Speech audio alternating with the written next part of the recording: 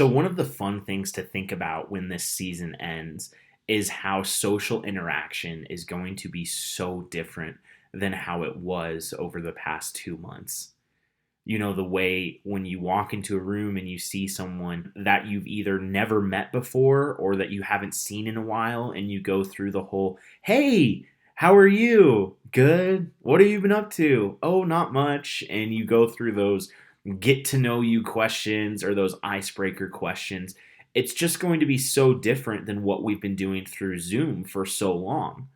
And one of the most common get to know you or icebreaker questions is, what's your favorite season? And some of us are really quick to answer, and that answer is almost always fall. Others of us don't really have a preference because there are things that we enjoy about winter, spring, summer, and fall.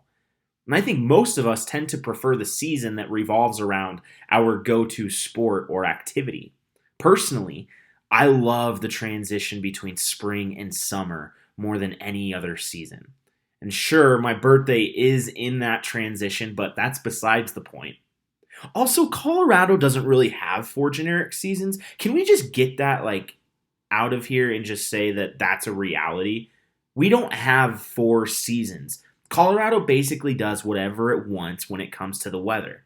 I mean, really, when you think about it, we only have one season, dry. And with that season, varying temperatures, not just throughout the year, throughout each day. But I digress. Like I said, I particularly enjoy the transition between spring and summer because of one thing: the rain. I love the smell that comes with rain. I love the warm breeze. Weirdly, I love the cloudy yet not completely dark sky. I love watching lightning strike and listening to thunder cracks roll throughout the night. And I cannot name why, but all of these things just hit me in the same place where you normally get butterflies when you have a crush. This is how I feel during the transition from spring to summer. And what I continue to find intriguing, though, is how no matter what your favorite time of the year is, God has designated every season for a period of time.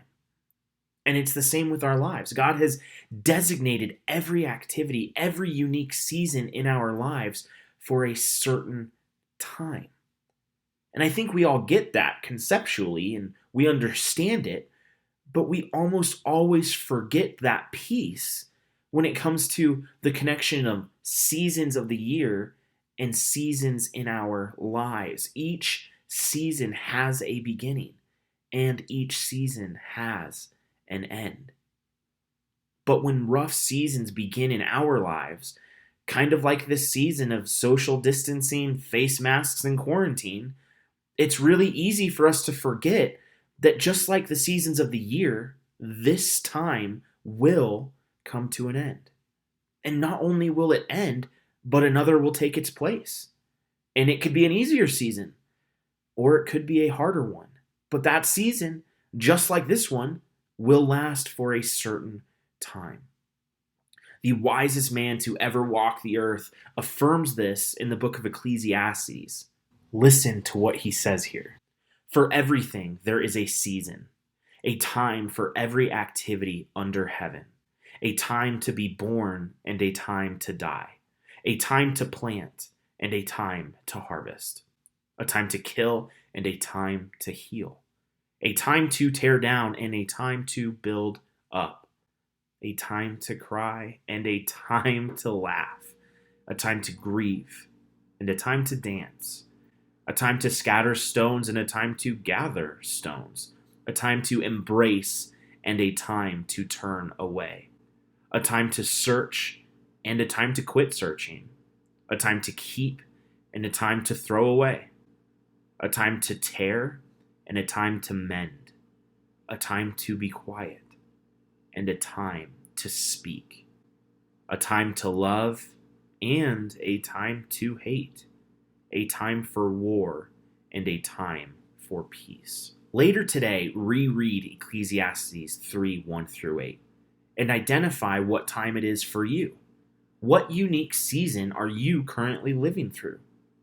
And instead of being frustrated about that particular season and counting down all the days and the moments until it comes to an end, pray and ask God to remind you that with each season comes not only new challenges, but new experiences. Not only new difficulties, but newfound opportunities for joy.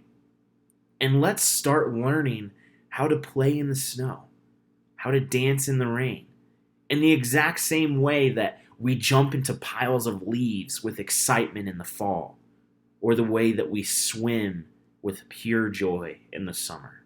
Don't forget to check out today's song of the day in the description.